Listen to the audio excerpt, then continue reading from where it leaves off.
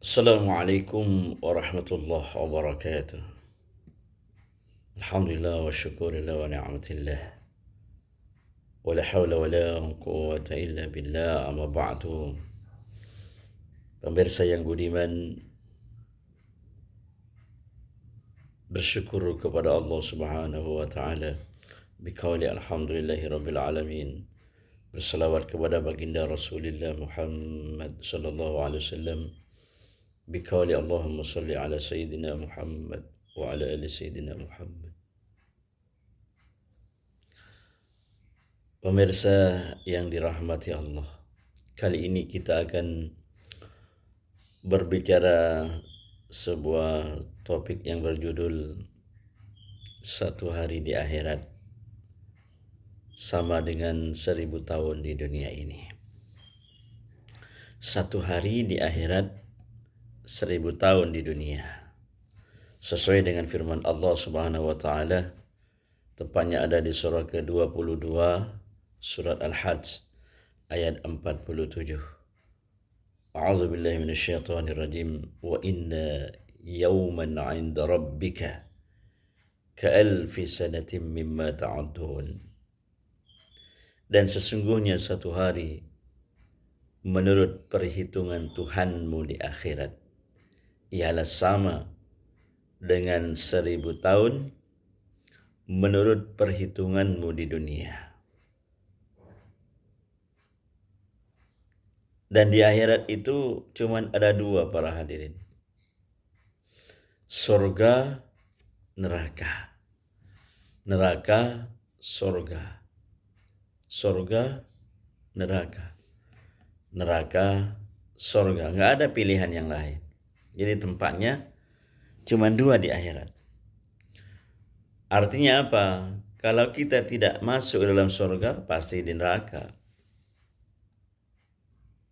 Sebaliknya, kalau kita selamat dari api neraka, insya Allah akan masuk ke dalam surganya Allah. Dan yang menentukan nanti kita, umat Islam, akan masuk ke dalam surganya Allah atau masuk ke dalam nerakanya Allah di akhirat adalah amal ibadah waktu hidup sekarang di dunia ini. Oleh karena itu, Rasulullah mengajarkan sama kita. Rasulullah Muhammad SAW memberikan sebuah keterangan dalam sebuah hadisnya. Beliau bersabda, Al-Qaisu man dana nafsahu. Orang yang pintar itu adalah orang yang sering ingat kepada kematian. Kata beliau,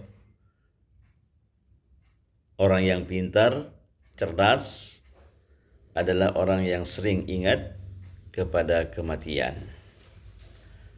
Dengan kata lain, orang pintar itu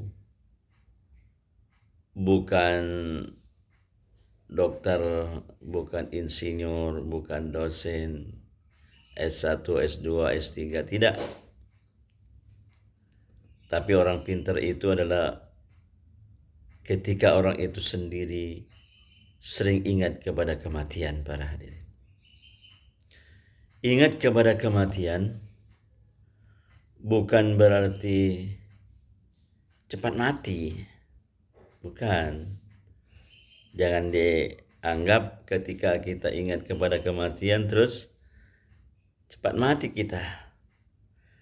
Atau sebaliknya, kita takut kepada kematian. Ini yang lebih parah lagi. Karena Allah sudah menjanjikan dalam firman-Nya, kullu nafsin dha'iqatul maut. Bahwasanya setiap yang bernapas, bernyawa, itu pasti mengalami kematian. Manusia, jin, hewan, bahkan tumbuh-tumbuhan kan juga, pohon-pohon itu bernyawa, para hadirin. Terus malaikat bernyawa pasti mengalami kematian juga.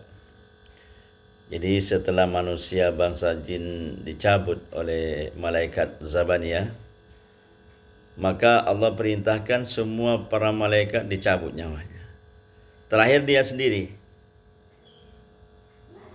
malaikat Zabaniyah sendiri dicabut sendiri. Kenapa? Karena ini perintah dari Allah Subhanahu wa taala. Kullu nafsin dha'iqatul maut. Setiap yang bernyawa pasti akan mengalami kematian. Hadirin pemirsa yang budiman,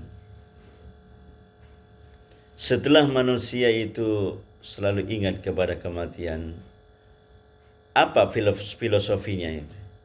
Maka dalam hati kita, hati umat Islam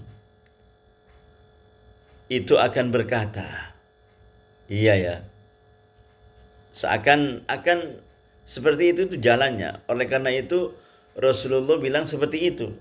Orang yang pintar adalah orang yang sering ingat kepada kematian.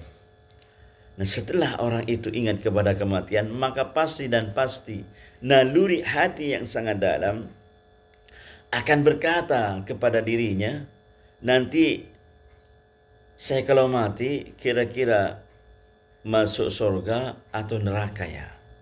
Itu para hadirin. Nah, setelah kita alami pikiran-pikiran seperti itu, maka insya Allah semakin dekatlah umat Islam yang beriman tadi.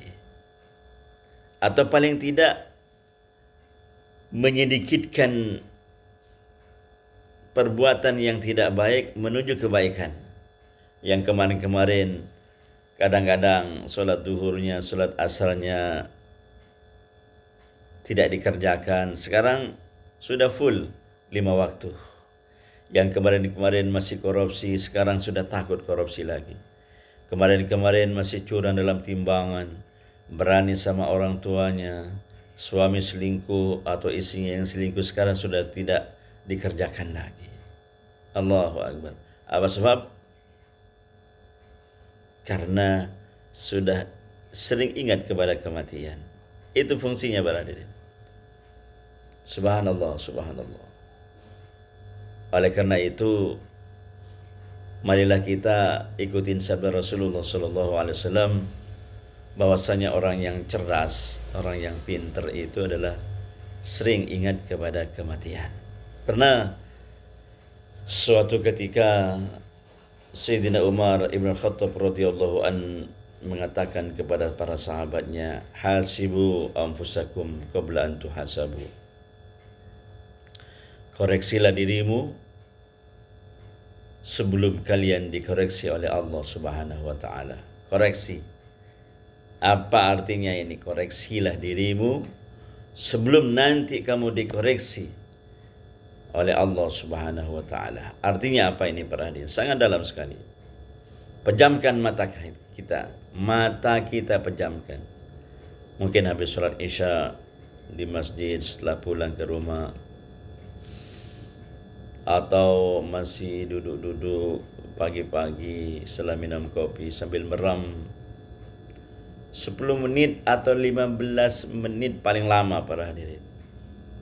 Merem mata kita, terus diingat dari mulai sejak lahir sampai sekarang ini, lebih banyak mana antara perbuatan baik dengan perbuatan yang tidak baik? Mulai sejak kita lahir atau sejak kita ingatlah, ya duduk di bangku SD kelas 1 misalnya, SD, SMP, SMA, perguruan tinggi, kalau ada yang meneruskan perguruan tinggi, kalau tidak kerja misalnya, diingat sampai punya istri, punya anak, punya cucu bahkan, diingat para hadirin. Ternyata setelah kita pikir-pikir, 15 menit itu fadilahnya mengatakan dalam dirinya, iya ya, ternyata apa yang saya lakukan antara dosa dan pahala lebih banyak dosanya, antara baik dan tidak baik lebih banyak tidak baiknya. Itu gunanya para hadirin. Oleh karena itu, setelah berpikir demikian, maka insya Allah orang tersebut akan lebih dekat lagi kepada Allah Subhanahu wa taala, lebih banyak lagi bertaubat kepada Allah Subhanahu wa taala. Apalagi kita, mohon maaf sebelumnya, sudah berumur di atas 50 tahun, kepala 50, 60, 70, 80, bahkan mungkin ada yang umur 100 tahun lebih. Ini sangat penting sekali untuk introspeksi. Hasibu anfusakum qabla an tuhasabu. Koreksilah dirimu sebelum kamu dikoreksi oleh Allah Subhanahu wa taala. Saya kira itu, mudah-mudahan inspirasi pada pagi hari ini bermanfaat bagi kita dan bagi orang lain. Amin ya rabbal alamin. Terima kasih atas segala perhatian.